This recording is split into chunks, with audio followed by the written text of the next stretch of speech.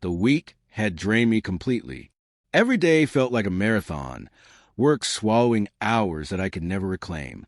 Even the weekends offered no relief, just a blur of errands, chores, and desperately trying to catch up on sleep. Lately, Jessica, my wife, seemed distant. I tried to chalk it up to stress, to the usual pressures of life, but a nagging unease had been growing inside me. Tonight, however, there was something different. We had planned an evening just for the two of us, a quiet dinner, a glass of wine, maybe a movie. Weeks had passed without a night like this, and I had been looking forward to it. When I stepped through the door, weary but hopeful, Jessica greeted me with a smile that didn't quite reach her eyes. "Hey, love," she said softly, but there was a distance in her tone. "Not tonight. Maybe some other time." Her words hit harder than I expected. I had been craving closeness, a reminder of the love that used to flow effortlessly between us.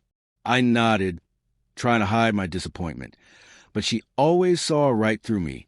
"It's fine," I said, forcing a casual tone as I dropped my keys on the counter. "We can just have a quiet night in." Her smile lingered, but there was an edge to it. "I'll be in the other room," she said, as if signaling that she was already somewhere else, emotionally, maybe even physically. I tried to settle in, but the house felt hollow, unnervingly quiet. I flipped through TV channels, looking for distraction, but nothing filled the emptiness. Hours seemed to drag on, the silence punctuated only by the soft hum of the fridge. Then came the sound of footsteps down the hallway. Kelly, Jessica's twin. She had always been a vibrant presence, spontaneous, bold, effortlessly charismatic. She was the opposite of Jessica in many ways, a spark in our otherwise routine lives. Tonight, though, there was something different about her. When she appeared in the doorway, her warm smile carried a flicker I couldn't read. "Hey, David," she said. "How's your evening going?" "Good. Just passing the time," I replied, trying to sound normal. "Jessica's not feeling up for much tonight." Kelly's gaze lingered on me, just a little too long. She stepped forward, settling beside me on the couch.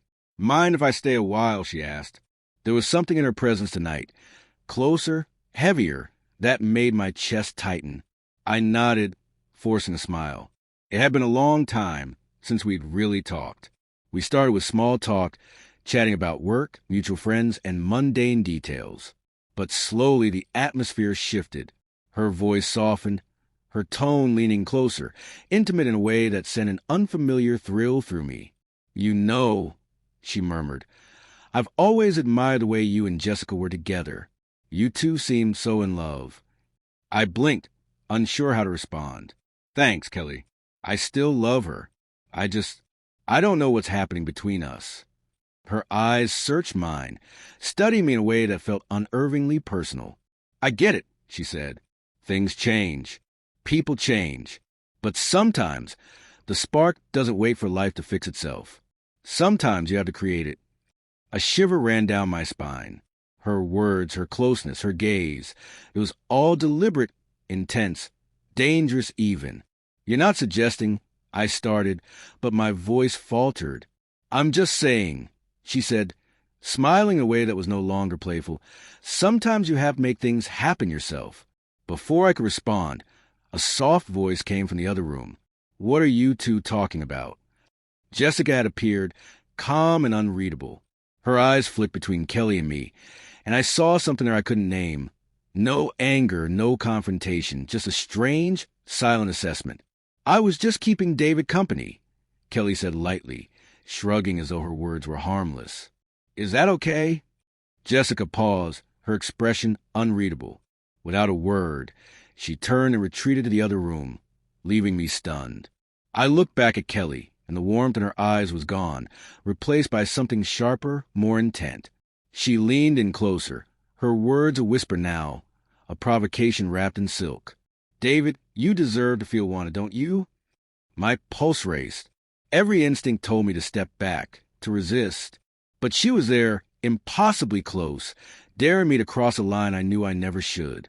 "And if Jessica won't give you what you need," her voice dropped lower, almost teasing, "maybe I will." The room seemed to shrink around me. My head spun. My heart pounded. The thought of being with Kelly, Jessica's own sister, was absurd, forbidden, intoxicating. I knew, in that instant, that giving would destroy everything I thought I understood about love, loyalty, and family.